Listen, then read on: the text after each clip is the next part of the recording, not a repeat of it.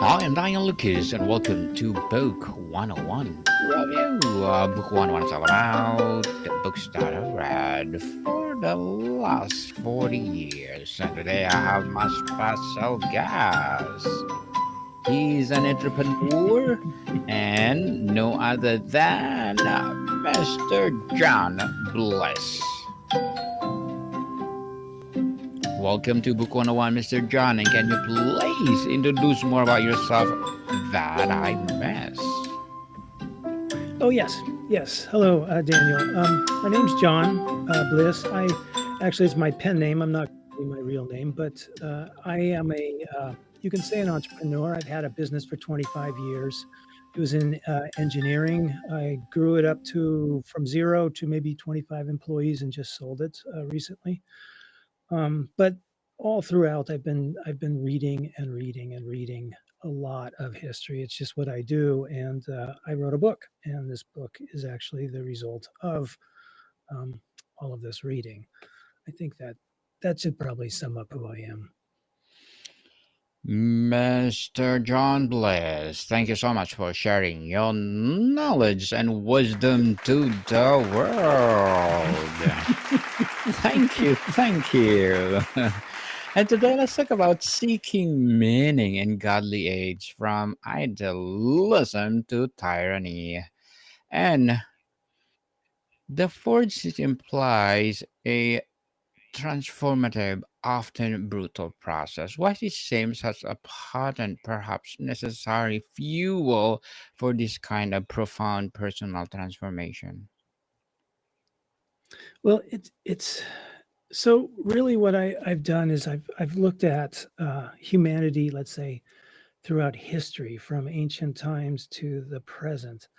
And that title that you mentioned was actually a chapter of one of the essays in my book. There are 13 essays, and and that essay in particular is about history, and it's about how in the past the ancients used to see history as circular. The Greeks, and they saw that things just always repeated.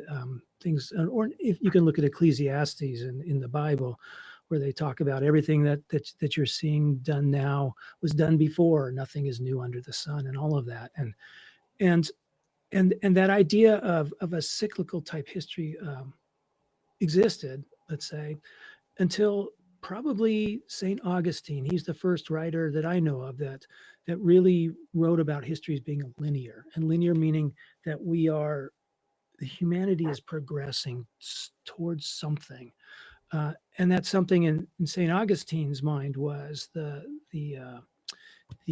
final judgment. Humanity, slowly, God was bringing his people along until we got better and better, I guess, and then eventually, there'd be that final judgment, and Christ would come and save everyone. That's, I think, what people believed for quite a long time until a little later. Uh, there was Hegel showed up, and that was around the time of Napoleon. And he talked about the Weltgeist, or the spirit of the world spirit. And he's this is there are a lot of different ways to interpret Hegel, but one of which is that the humanity is like the consciousness of the world. If you think of the world as one thing, we are the consciousness of it, and the world is maturing, growing up from being a child until it grows older and older, and eventually matures and becomes something. And that was Hegel's whole thing. But uh, there was a linear, let's say, path, that a progression, and and the guy that took it further, at least for me, was Arnold Toynbee, who wrote A Study of History. And he talked about how civilizations, they rise and they fall, and there's a similar pattern, that the Dutch Empire was great, the Roman Empire was great, the English Empire was great, and now the American Empire is great. And there's a lot of similarities between their birth, and then their apex, and then their fall. And but he said, But what's really happening is, even though we have these cycles, we are still all progressing towards this end, which was a higher spiritual consciousness. Now, this is different from what Hegel said, kind of, and it's different from St. Augustine. But anyway, that was the beginning of that essay. But so why did I bring that up? It's because the it seems like every, I don't know what it is, 700 years, 500 years, every 2,000 years, it seems like a new prophet shows up. So first we had Moses, or even before Moses, I'm sure we had, gosh, I can't think, but I don't know if Socrates, he wasn't considered a prophet, but he was a wise man. But then there was Moses, and then there was Jesus Christ, and then many people believe that Muhammad was next after that, and there's people who believe that there was other prophets that came after that, and the whole idea is that humanity progresses. It progresses, and as it gets to a certain level, there needs to be time for, or there needs to be a new prophet to take us to the next level, that we are slowly progressing, and it takes ages, generations, and then we get a new prophet. Anyway, that's kind of the story that this chapter is about. But part of that was about tyranny, and how do we get to that? So let me I'll skip ahead. So one of the things that I found interesting was that yeah, we'll go here.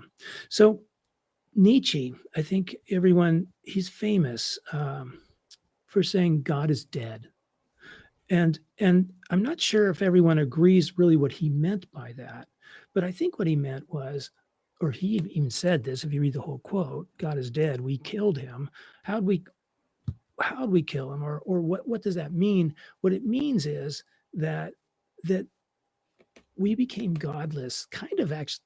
Well, I won't go too far into it, but in the French Revolution, but I won't go into that. We'll just say God is dead. What that means is that if people don't believe in God anymore, then what is the moral basis of anything? There is, it used to be we based everything on God. Before the French Revolution, we had kings. Why were kings there? Because God put them there. It was the divine right of kings. Well, then people killed the king. And basically it was, God is no longer in charge of history. We are. And thus we have Nietzsche saying, God is dead. And so now we have humans saying, okay, so what is most important? The French thought it was reason. Um, and then, but what happens when there's no God that you can base everything on? You end up with different factions. Some people think that one thing's more important, some people think something else is more important, and they end up fighting. Or you end up with a government who just can't handle the chaos and just says, look, this is how it's going to be. Um, that's what that God is dead was all about. So, and that is where we are today in this godless world, in that so many of us do not believe in God. And so, therefore, what is law based on? It's based on violence. I mean, or what is morality based on? Or even, is there a morality much anymore?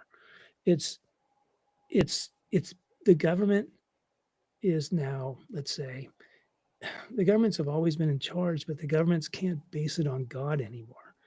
They base it on violence and on force. Okay, so the there was around the time of, I guess, the 1840s, a thinker in France. His name is Auguste Comte, and he was one of the people who is credited for inventing sociology, and also the word altruism, and I think some kind of, let's say, statistical methods in sociology. I think he was pretty much the root of all of that. He was a genius. And a lot of his followers, they were called positivists, and you've maybe have heard of positivism in the past. It's not dead, it's just been, people don't call themselves positivists anymore. It's just that line of thinking has been integrated into other things since then. One of the things that he did that was really interesting was that he put together this religion called the religion of humanity. And his religion worshiped humanity, not God. It worshiped humanity as God. That's what the God was. Um, and it was just like Catholicism in a way. It even had a pope in Paris, of course, and and it had a priesthood, everything, and and the priests were supposed to run society and everything, and they would be the people who knew sociology more than anyone else. They would be the technocrats, basically. But it was a really cool religion in a way that it promoted love. It promoted a different kind of morality, which was based on what can we do what can we do that will help the human species survive or not survive, to really do well. What can we as humans do to, not for ourselves but for the species itself? And really the best thing we can do is to love. And so that's really what this religion was all about. It was a lot like Catholicism. They just took God out and put humanity in instead. In fact, some of the prayers, like the Lord's Prayer, the Our Father, is they rewrote it to be, about humanity itself. Anyway, one of the problems. So, what happened to this religion? Well, this was around the 1840s. He had a bunch of little, let's say, churches around the world, but it never got big, and it pretty much died out. Except it still has a little bit of lasting influence in Brazil, believe it or not. And in fact, on the flag of Brazil, I don't remember exactly what the words are, but something like ordinum and progressum. It might be in Latin, but it's basically order and progress. That is from his religion, the religion of humanity. Um, the people who overthrew whatever regime was in Brazil and made the republic that it is now were Comtists. They were positivists. So I find that kind of interesting. But anyway, the tyranny part is this: that if you have a or let me back up. We have this problem that if there is no God and people want to do what is good, but we all have different ideas of what is right and good, and then we conflict with each other, then, well, how do you do it? How does this get done? And what often will happen, or what does happen, is one side ends up uh, getting the government to help them put down the other side, and um, that's where tyranny comes. So there's been other systems, that people have thought up in the past, like Plato in his book The Republic. I think it was Callipolis, um, which was supposed to be a perfect society. Or Marx had his dictatorship of the proletariat, which was supposed to be perfect. And then Comte had his as well. Maybe those could have worked. But the problem is that you end up having these people who are, let's say, free thinkers, or just naysayers, or just nasty people who just don't want to go along with the program. What do you do then? What if you had this wonderful religion about love, and if everyone, followed the religion and everyone did what was right, that the world would be a much greater place, that everyone would be happier, everyone would be richer, um, there would be no crime. What what do you do with the people who don't want to be told what to do, who think that it's a bunch of hogwash, and who are causing troubles? I mean, the troublemakers. What do you do? Well, you can try to silence them, but maybe that doesn't work. Eventually, what you end up having to do is you jail them, exile them, or maybe even murder them. I mean, that's what governments do to dissidents, people who don't go along with the program. That's the problem. And the problem is that that governments were made, and Hegel explains this. One of the things Hegel said that was really interesting was that we are it's the laws that the government gives us or that have put in place that actually make us free. You would think laws, the only thing that laws do is inhibit us. I can only drive 55 miles an hour now. That's terrible. Well, yeah, you can say that. But because they have these laws, let's say driving laws, I know when I get in my car, I'm not going to die. If there were no laws, every time I got in the car, I wouldn't know if someone's going to be driving 100 miles an hour or if they would stop at the stoplight. But we have laws, and those are what make us free in a way. And and so what? Oh, geez, I just lost my train of thought. I'm sorry. No Um, worries. No worries. So oh yeah, go ahead. talk to me. So Okay, so let's talk about the book itself, the false paradigms of today and yes, timeless truth tomorrow, because we're talking only the chapter, right? One of the yes, that was chapter. one essay. Yes. So essay, what are the two of three most pervasive false paradigms?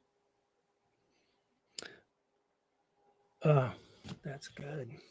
Oh yeah, that's easy. Those are easy questions. Before I answer those, that I'm going to finish that thought that I was going to. So the whole point of that, or not the whole point, but the end point of that one essay was, you know, in order for governments or let's say, if we had a government that was trying to promote something that was really good, and if everybody went along with the program, it'd all be great.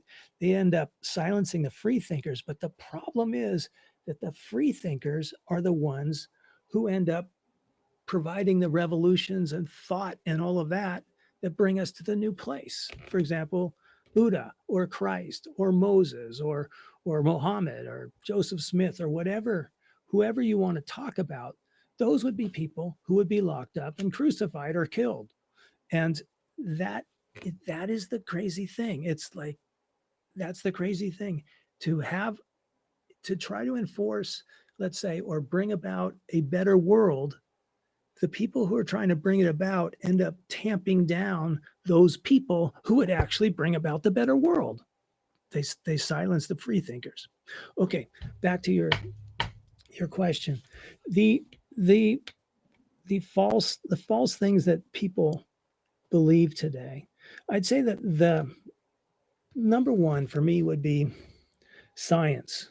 Um, Science is fantastic, and the reason that I can talk to you today is science. Science is what has brought us has made people live so much longer. The murder rates have gone down. People are so much wealthier. Science is great, but the the one problem that came along with science, there's several problems, but one of which is people pretty much just kind of imbibed it or they've just taken it in, and now science seems to be the way we think about everything. We think logically, which logic is great. I understand, but we even people who consider themselves Christians or Muslims or whatever, they still think they still believe science, and their religions seem to have had to move to accept science. And what do I mean? Well, in the old days, they all believed in the 7 days of creation. Am I going to say that's right? No, I don't know. I don't think so. Is evolution right? I don't know, but that's what all Christians now believe in, or just about all of them. And but the theory of evolution is a theory, and it doesn't mean it's the truth. And a lot of what people believe, just common ordinary people believe, are theories. And theories aren't necessarily true. They're just our best guess. 200 years from now, we probably won't believe in these theories. We'll have better ones, or we'll think they're better. And 200 years after that, we'll have different ones. There was a movement. When was that? I think it was in the 1800s at some point. I know Tolstoy was part of it. And it was called the bankruptcy of science movement, where all these guys were very famous intellectuals were were writing and talking about how science is bankrupt because people believed in it, but whatever science believes today is gonna no one's gonna believe it in 100 years. Same idea. To just you can't believe it because it keeps changing. So that's one. Now, yeah, that's one. Another, let's say, thing that people believe that isn't necessarily true, but probably is not true, is religion, unfortunately. Um, there's a difference between religion and God.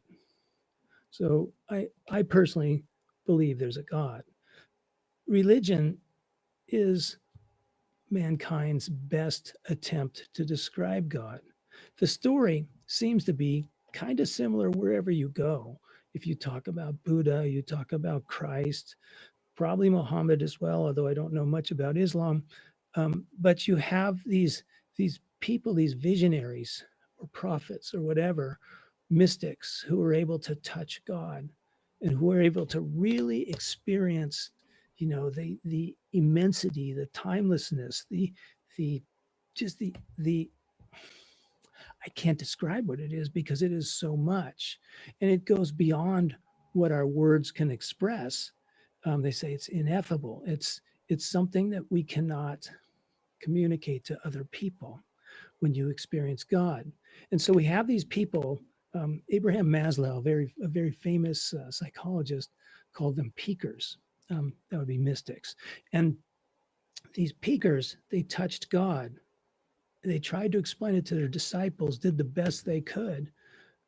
In Christ had to tell really simple stories because that was the only way he could try to express this. He used parables, these simple, child fairy tale type stories. Well, so the people around them were not peakers. I mean, there aren't that many visionaries or let's say mystics around, and they couldn't get it. So not just is it that the mystics can't express it, but the people around them, even if they could express it, could never understand it.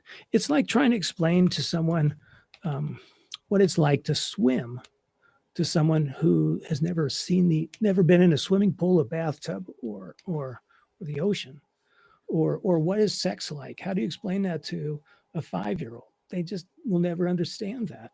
And it's the same of touching God. You can't express that. And so these people who are around them, the disciples, they didn't get it, but they're the ones who made the religions. People who are really good at organizing things are usually not mystics. They are organizers, or what Maslow would call non peakers. And so we ended up with these religions which were partially true. They have part of the message that the visionary tried to express, but not all of it. And so we've lost a lot of it. And uh, that is something that I think people, yeah, it's something that a lot of people don't really. I think that people have missed that one. There's a lot of people who are atheists and they say that religion is bad, and then they have a different story. I mean, there's a different thing there. So with atheism, a lot of times they'll just look at history and look at all the terrible things the church has done or what people have done in the name of God, and then they'll say, and therefore there is no God. It's not a very good argument. A better argument is, oh, people are pretty messed up. Here they take the best thing that there is and look what they do to it. They and that's it. It's that religions are a problem. It's not. That has nothing to do with God.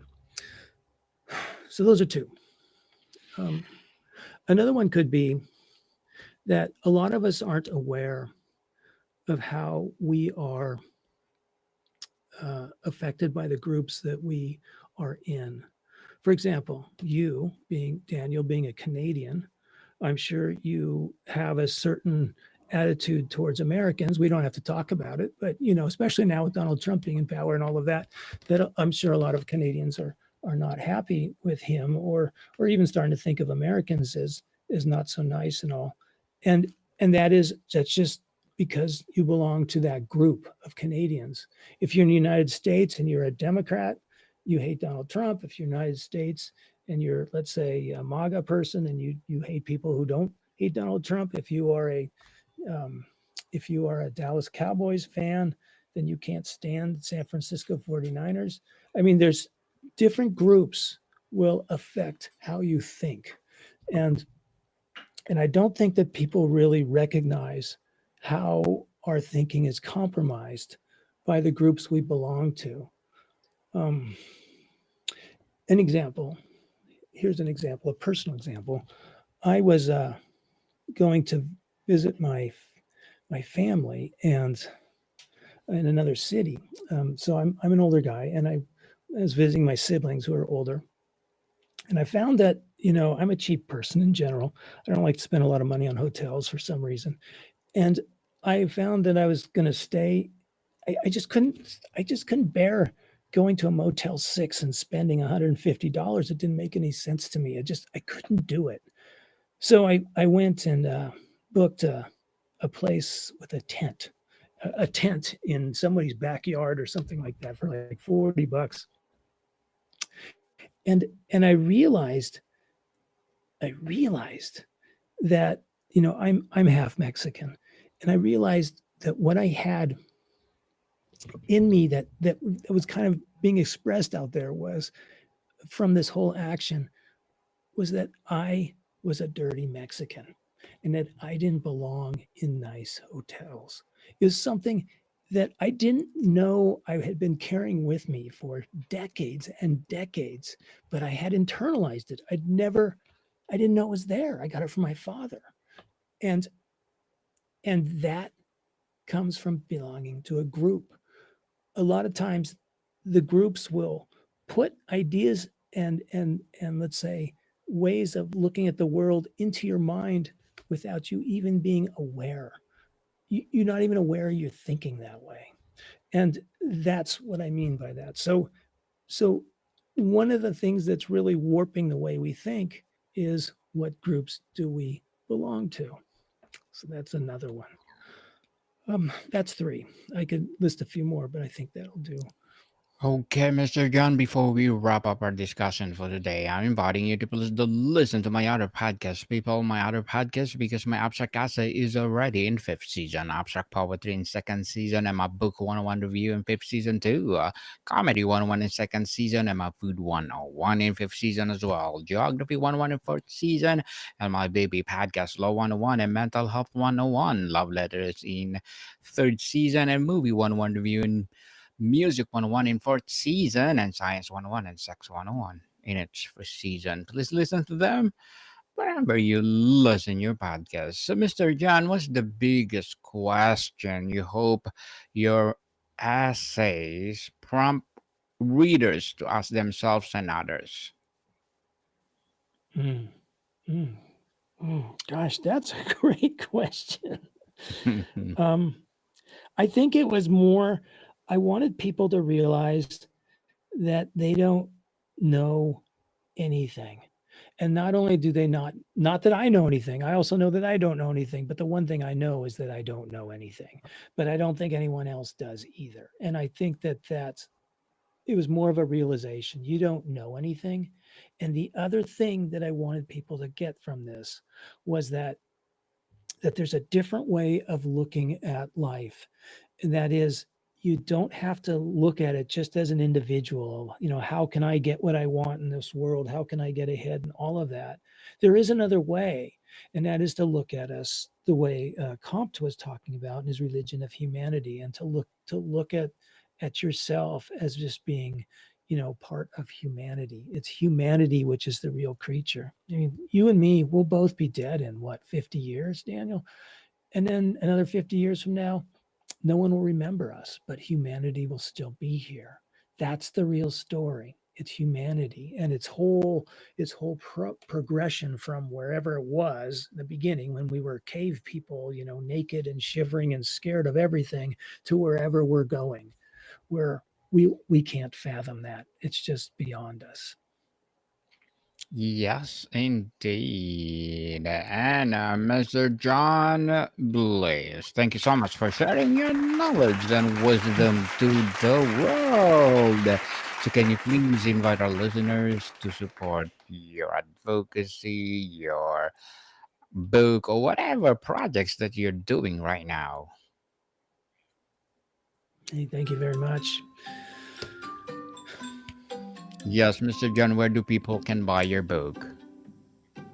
Well, it's on Amazon, and I think the easy way to find it is just to type John Bliss. It's easy to spell, and you can write John Bliss and essays, and I think you should find it. Yes, people, let's support Mr. John Bliss because if you support him, for sure, more and more empowering book like this to come, or books like this. So, Mr. John, thank you so much for your time. Thank you, Daniel. Modicon people, see you soon.